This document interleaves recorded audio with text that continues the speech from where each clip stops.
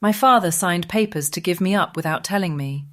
That same night, he went to a gala like nothing was missing.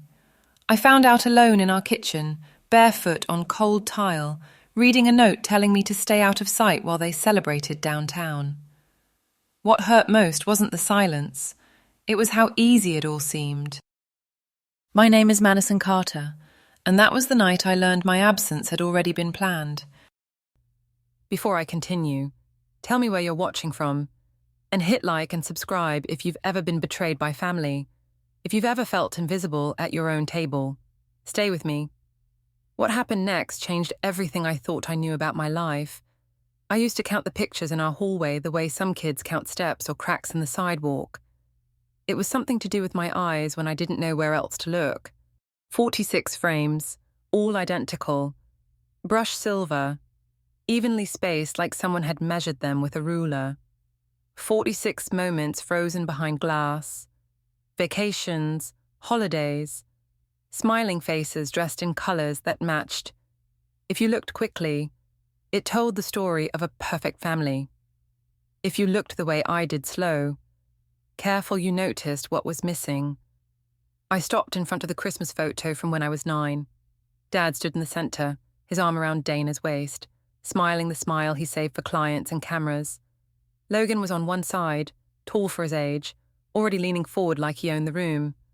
Haley stood on the other, hair curled, dressed bright red, holding a new tablet she'd unwrapped that morning. I remembered that morning clearly. I remembered sitting on the floor in socks with a hole near the heel, watching wrapping paper pile up around everyone else. When it was my turn, Dana handed me a sweater folded so neatly it still smelled like a department store shelf. 2 sizes too small, Dad said. Be grateful. Before I could even react, I nodded and thanked them, because I'd already learned that disappointment was something you were supposed to swallow quietly. Thanksgiving came and went the same way every year. The dining room would be warm, filled with the smell of turkey and cinnamon, the TV murmuring football scores in the background.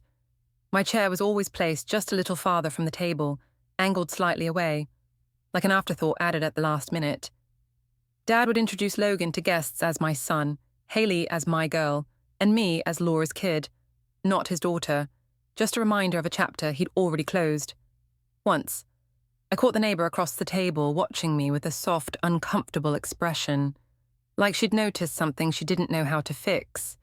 When the plates were cleared, Dana would ask me to help in the kitchen while everyone else stayed behind for pie. I'd scrape gravy into the trash, listening to laughter through the doorway, and tell myself it didn't hurt as much as it used to. That was a lie I got very good at telling.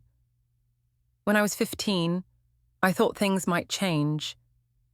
I stood at the bottom of the stairs with a duffel bag I'd packed myself, waiting for our ride to the airport. Dana walked past me carrying garment bags, her perfume sharp and expensive, and said, without slowing down, that the flights had gotten complicated. Not enough seats, she added, like it was the weather. I nodded and went back to my room. Later that night, after they'd left, I sat on the front steps in the cold and saw an email open on the iPad Dad had forgotten to take. 5 first-class tickets. Every seat was accounted for. Just not mine. I didn't cry. I just felt something settle in my chest, heavy and permanent, like understanding finally sinking its teeth into me. School wasn't much better, but it was quieter. I won a small academic award that year.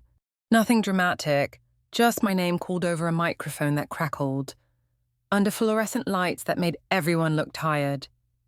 I scanned the cafeteria anyway, hoping to spot my dad's coat, Dana's hair, anyone. The seats were empty. My friend squeezed my shoulder and whispered that maybe they were stuck in traffic. I smiled and folded the certificate carefully into my backpack, as if keeping it neat could somehow make it matter more. By 16, I was working weekends, babysitting and running a register at a diner near school, the kind of place with chipped mugs and burnt coffee and people who said thank you like they meant it. I watched other families from behind the counter, imperfect, loud, real, and realized something that scared me. I felt more seen by strangers than I ever had at home. I drove back to a house worth millions and sat in my car for a few extra minutes before going inside, just to delay the quiet. Sometimes, late at night, I pulled a shoebox from under my bed. Inside were the only things I had left of my mother: a silver bracelet, a dried flower, a letter written in shaky handwriting that told me I was loved, that I mattered, that I deserved happiness. I read it until the words felt carved into me. I didn't know it back then, but all those small moments, the photos, the dinners, the empty seats were leading me somewhere I never imagined I'd have to go. The night my mother died, the house changed its sound. I didn't have words for it then, only the feeling that something warm had been unplugged. Before, there had been small noises, her kettle whistling, the soft click of her shoes by the door, the way she hummed without realizing it while she folded laundry. After the funeral, those sounds vanished, and the quiet that replaced them felt heavier than grief. Dad started working later. Dana moved through the house like a guest who planned to stay. I learned quickly that asking questions only made the silence thicker. Mom had been sick for months, but no one talked about it plainly. There were appointments whispered about in the kitchen, prescriptions lined up by the sink, and nights when Dad came home smelling like hospital disinfectant. When she was still strong enough, she sat at the table with me and showed me how to balance numbers on scrap paper. "It's not about the math," she'd said, tapping my forehead gently. "It's about paying attention." After she died, that lesson lingered. Even when everything else felt erased, Dad remarried less than a year later. People said it was practical, efficient. I stood in a borrowed dress at the courthouse and watched him promise forever to someone who wasn't my mother. While I held my hands together so tightly, my nails left half moons in my palms. Dana smiled politely at me afterward and told me we'd all be a family now. I waited for it to feel true. It never did. I didn't know it back then, but I was already learning what it meant to live on the outside of your own life. There were rules I followed without being told. Don't interrupt, don't complain. Don't ask why. The biggest rule was the office. Dad's study was a locked door at the end of the hall, and I was never supposed to go in there. "Work stuff," he'd say, like that explained everything when I passed it. I slowed down without meaning to, curious about the world that mattered more than I did. I told myself it was none of my business. That was another lie I practiced until it felt natural. One afternoon, years later, I found an old photo tucked behind a book on the shelf. Two women stood in front of a banner I didn't recognize, laughing like they'd just pulled something off together. One of them was my mother. On the back, in faded ink, were two names and a date from before I was born: Laura, Evelyn. I stared at it for a long time, trying to place the scene. I didn't understand what it meant, only that it didn't belong in a house where my mother's name was rarely spoken. I slid it back into place and carried the question with me, quiet and unresolved. By the time my 16th birthday arrived, I'd learned how to keep my expectations small. I didn't plan a party, I didn't ask for gifts, I just hoped for dinner together. Maybe a cake from the grocery store. When I woke up to that stage silence, it felt familiar in a way that hurt more than surprise ever could. The sticky note on the fridge told me to stay out of sight, like I was something embarrassing that needed to be hidden. I stood there barefoot on a cold tile and realized how long I'd been preparing myself for this moment without knowing it. I tried calling Dad anyway. The call didn't go to voicemail. It was rejected. I sat on my bed afterward, staring at the wall, thinking about all the times I'd told myself it wasn't personal, that he was busy, that I was overreacting. I didn't know it then, but the story I'd been telling myself for years was about to break apart. At exactly midnight, my phone buzzed with a message from a number I didn't recognize. 2 simple words wishing me a happy birthday, signed with initials I couldn't place. I read it twice, my heart thudding. Not because it was kind, but because it was unexpected. I didn't know who sent it or why. I only knew it felt like the first crack in a wall I'd spent my whole life pressed against. I sat on the edge of my bed for a long time after that message, my phone face down on the blanket like it might start talking on its own. The house stayed quiet. No doors opened, no cars pulled into the driveway. Whatever celebration my family had planned, it didn't include me, and for the first time. I stopped pretending that it was an accident. I checked the time. Late afternoon, if I wanted answers. This might be my only window. Dad's study was still off limits in my head, even though no one had said the words in years. I walked past it once. Then again, my footsteps soft against the carpet. The door wasn't locked. That should have been my first warning. Dad locked everything that mattered to him. I pushed it open and stood there, heart racing, half expecting someone to shout my name. No one did. The room smelled faintly of leather and old paper. Everything was arranged just so, like a showroom version of a workspace. His desk was clear, except for a single manila envelope placed neatly at the center, as if it had been waiting for me. I told myself I would just look, just enough to quiet the buzzing in my head. The letterhead at the top wasn't familiar. A different law firm than the one I'd grown up seeing holiday cards from. My fingers trembled as I opened it. The words blurred at first. Legal language has a way of doing that, turning real lives into cold paragraphs. Then one phrase cut through everything else. Termination of parental rights. My name followed beneath it, typed cleanly. Without hesitation, I read it again, slower this time, my chest tightening as the meaning settled in. This wasn't about grounding me or sending me away for school. This was about erasing me. A date was written at the top in pen. 3 months ago. I counted back without meaning to, the way I always counted things. 3 months of birthdays and dinners and mornings when Dad had looked right through me. 3 months of knowing, planning, deciding I wasn't worth keeping. I flipped the page and found a small handwritten note clipped to the corner. Dana's handwriting, careful, precise. It said we should wait until after the gala for optics. The word burned. I wasn't a daughter. It was a problem to be managed. I put the papers back exactly as I'd found them and closed the folder. My legs felt unsteady as I left the study and shut the door, my pulse loud in my ears. I leaned against the wall outside, breathing through the panic, telling myself to think. Crying wouldn't change anything. Understanding might. I went back in. This time I looked deeper, opening drawers I'd never been allowed to touch. In the bottom one, beneath neatly stacked files, I found an email printout clipped together. I recognized Dad's email address immediately. The subject line mentioned a name I'd seen before, one I hadn't been able to forget, Evelyn. The message talked about questions she'd been asking, about guardianship transfers, about an inheritance clause that expired 30 days after my 16th birthday if no legal guardian claimed it. The words clicked into place with a sickening clarity. There was something I was supposed to inherit, something Dad didn't want me to have. And he was racing the calendar to make sure I never found out. I checked the date on the email.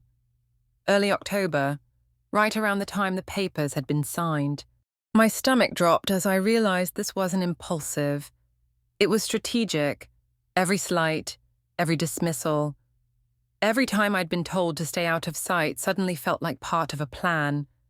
My phone buzzed, startling me so badly I almost dropped it. A text from the same unknown number as before. I'll be there at 7. Don't open the door for anyone else. I stared at the screen, my heart pounding, the clock on Dad's desk ticking loudly in the background. Whoever Evelyn was, she knew more about my life than my own family ever had.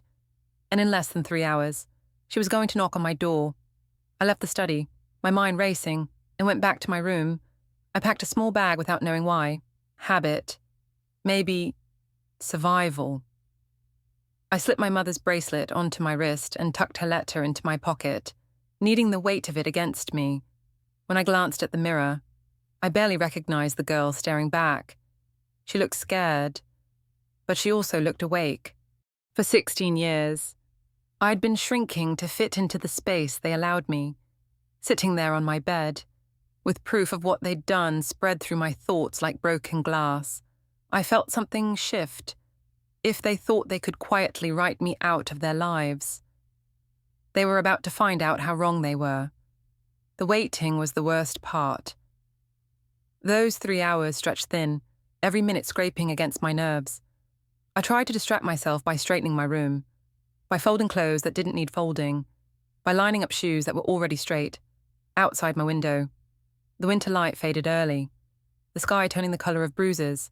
Somewhere across town, my family was getting dressed, laughing, clinking glasses, preparing to celebrate something that had never included me. At 6:30, I heard a car pull into the driveway. My heart jumped, then sank. The engine didn't sound like Dad's. I stayed still, listening. The car door closed. Footsteps crossed the stone path. The doorbell rang exactly once. I checked the clock. 7:00 p.m. I didn't rush to the door. I stood there for a moment, my hand pressed flat against my chest, counting my breaths. 1, 2, 3. When I finally opened it, the woman on my doorstep wasn't what I expected. She was older, maybe late 50s, her hair pulled back neatly, her coat dark and elegant without being flashy. She carried herself like someone used to being listened to, but when her eyes met mine, something in her expression softened. "Madison Carter," she said, my full name steady on her tongue. "I'm Evelyn Vaughan." The name landed with a weight I'd been carrying without knowing it. Evelyn, Evie, the initials from my phone, the woman in the photograph with my mother. I stepped aside without thinking, letting her into the house. She looked around once, taking in the empty space, the quiet. Her mouth tightened slightly, like she understood more than I'd said.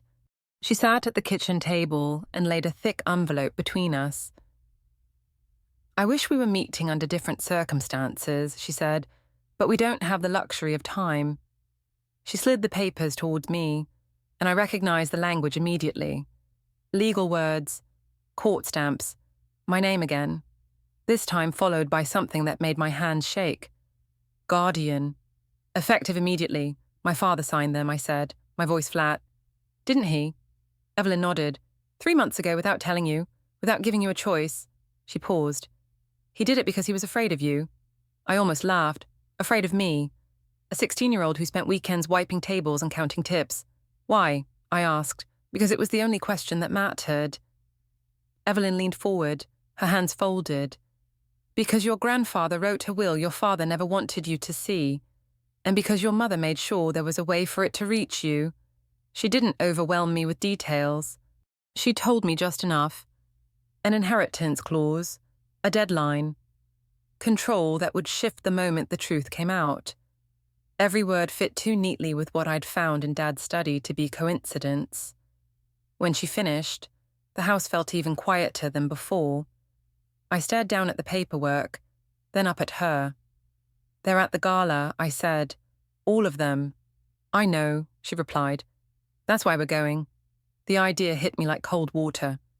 Walk into that room, into their world, let everyone see what they'd tried to hide. My first instinct was to refuse, to stay safe, to let lawyers handle it quietly. But then I thought about the sticky note on the fridge, about being told to stay out of sight, about how easy it would be for them to finish what they'd started if I stayed silent. Evelyn stood and handed me a garment bag I hadn't noticed before. "Your mother picked this out years ago," she said softly. "She hoped you'd wear it on a night that mattered." I changed upstairs, my hand steadying as the fabric settled against me.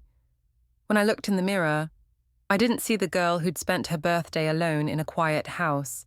I saw someone who finally understood what was at stake. As we walked back to the car, my phone buzzed. Dad's name flashed across the screen for the first time all day. I let it ring. Some conversations come too late to matter. Evelyn started the engine and pulled away from the house that had never really been mine. Ahead of us, the city lights flickered to life, and with them, the future my family had tried so hard to keep from me. The ballroom doors were glass, tall and polished, and I could see everything before I ever stepped inside. Crystal chandeliers threw warm light over a sea of dark suits and silk dresses. Champagne flutes caught the glow like tiny stars. A string quartet played something soft and expensive in the corner. The kind of music meant to say nothing could possibly be wrong. A banner stretched across the far wall with my father's name printed in elegant letters, celebrating an anniversary that had never included me. My dad stood near the stage, laughing with the man I recognized from business articles. Dana was beside him in a red gown, her hand resting lightly on his arm, smiling the smile she saved for photographs. Logan moved through the crowd like he owned it, confident, loud, already half a drink ahead of everyone else. Haley posed near a table, phone angled just right, capturing the night for people who weren't there. They looked complete, like a family. Evelyn paused beside me. "Once we walk in," she said quietly, "there's no turning back." I nodded. I'd already crossed that line the moment I opened my father's desk drawer. When the doors opened, the room didn't go silent all at once. It happened in waves. The people closest to us noticed first. Heads turned, conversations stuttered. A few seconds later, the stillness reached the center of the room, like a ripple finally hitting shore. Haley saw me and froze. Her smile slipped, just for a second, before panic took over. She hurried toward me, heels clicking sharply against the floor. "What are you doing here?" she hissed, grabbing my arm. "Dad said you weren't coming. I didn't pull away. I didn't raise my voice. I wasn't invited," I said calmly. "That's different." Logan appeared behind her, already angry. "This isn't funny," he snapped. "You need to leave, now." His voice carried farther than he meant it to. Nearby guests pretended not to listen, but their eyes stayed fixed on us. "I'm not here to cause a scene," I said. "I'm here because I was never supposed to find out." "Find out what?" Logan scoffed. "You don't belong here." That was when Evelyn stepped forward. "Careful," she said evenly. "Everything you say tonight matters." Logan laughed, sharp and careless. "You think this is some kind of game?" He turned to the room, his voice rising. "She's not even part of this family anymore. Dad signed her away months ago." The words hit the air and stayed there. A few people gasped softly. Someone set a glass down too hard. I felt the room tilt. Not because of fear, but because Logan had just said the quiet part out loud. My father moved fast. He crossed the room with the smooth urgency of someone used to fixing problems before they became public. "Maddie," he said, his tone warm. "Practiced. This isn't the time or place. We'll talk later." "Later never comes," I replied. "You taught me that." Dana stepped in, her smile tight. "She's upset," she said to the crowd. "This has been a difficult year for her." "For you," Evelyn said calmly. "Not for her." My father's eyes flicked to Evelyn, then to the man standing beside her. The colour drained from his face. "Martin," he said quietly. Martin Hale adjusted his grip on the leather briefcase. "Good evening." "Graham?" The murmurs grew louder. Investors shifted. Phones appeared in my hands. "This is a private matter," my father said, his voice losing its shine. "It has nothing to do with the company."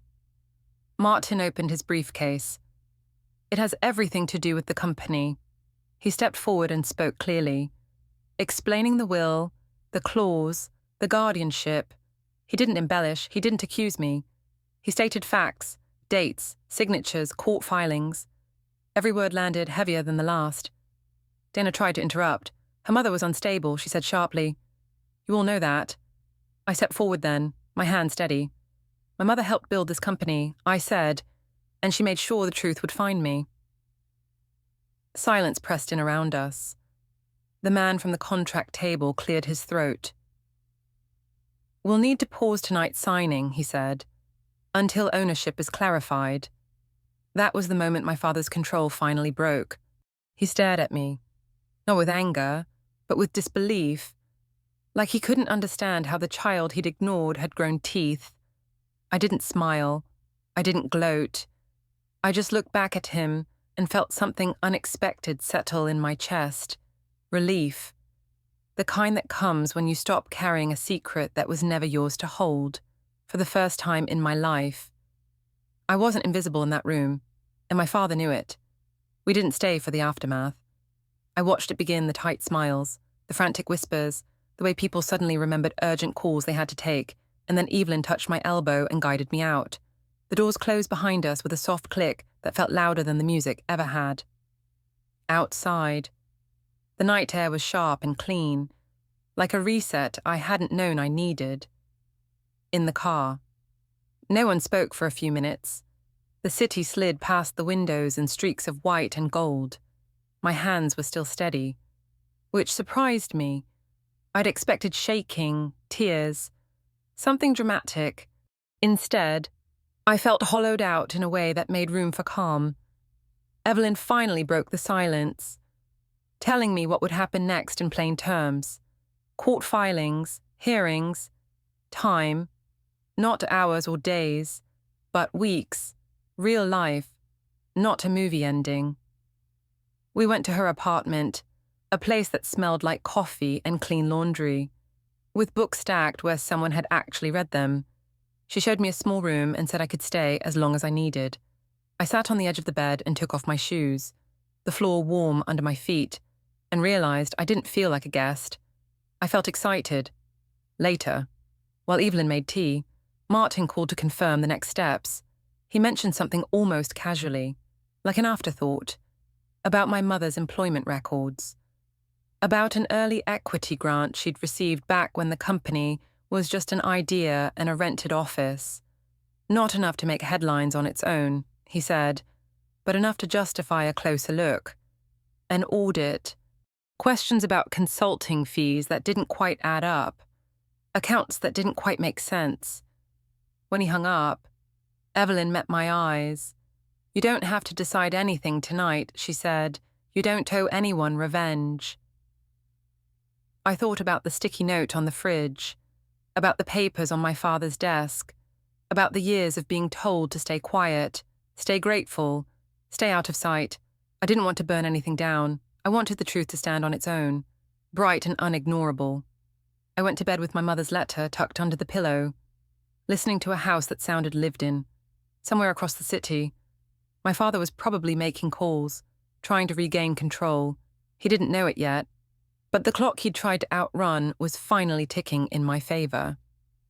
If you've ever felt like the outsider in your own family, I want you to know this story isn't really about money or power. It's about dignity. It's about the moment you stop shrinking so others can stay comfortable. If this story feels familiar, subscribe and stay with me. There's more to come, and healing doesn't happen all at once. Comment below if you've ever had to set boundaries with people who only noticed you when it was convenient. Your voice matters, even when they tried to convince you it didn't.